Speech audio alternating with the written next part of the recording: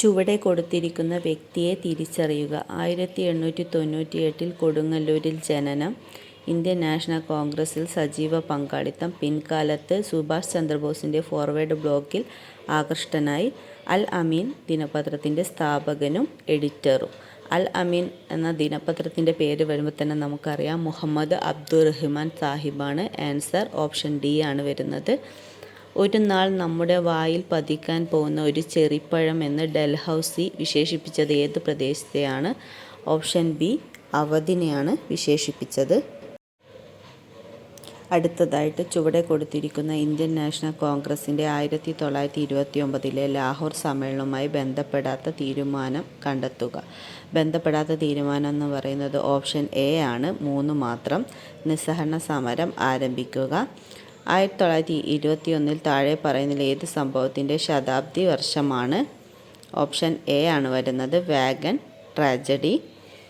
താഴെ കൊടുത്തിരിക്കുന്ന ജോഡികൾ പരിഗണിക്കുക. കുടി അരശ് ഇ.വി. രാമസ്വാമി നായ്ക്കർ, വിവേകവർധിനി വീരേശലിംഗം, ഗുലാംഗിരി ജ്യോതിറാവ് ഫുലെ, സംവാദ് കൗമുദി ശ്രീനാരായണ ഗുരു. ഇതിൽ ഓപ്ഷൻ ബി ആണ് ശരിയുത്തരം. 1, 2, 3.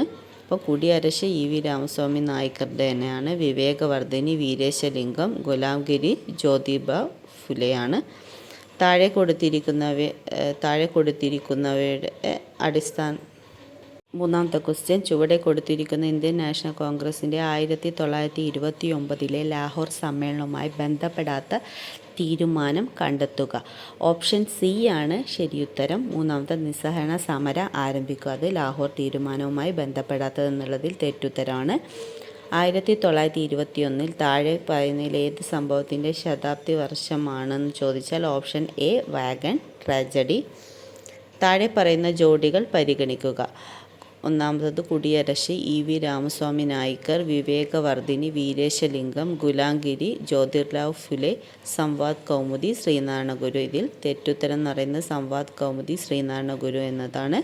അപ്പം ഇതിൽ വരുന്ന ശരിയായ ജോഡികൾ എന്ന് ഓപ്ഷൻ ബി 1, 2, 3 ആണ്. താഴെ കൊടുത്തിരിക്കുന്ന കാലഗണനക്രമത്തിൽ ക്രമീകരിക്കുക.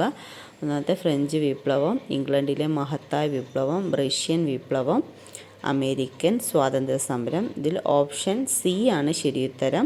ഇംഗ്ലണ്ടിലെ മഹത്തായ വിപ്ലവം, അമേരിക്കൻ സ്വാതന്ത്ര്യ സമരം, ഫ്രഞ്ച് വിപ്ലവം, റഷ്യൻ വിപ്ലവം. അപ്പോൾ ഓപ്ഷൻ സി ആണ് ശരിയുത്തരം വരുന്നത്. Okay, thank you.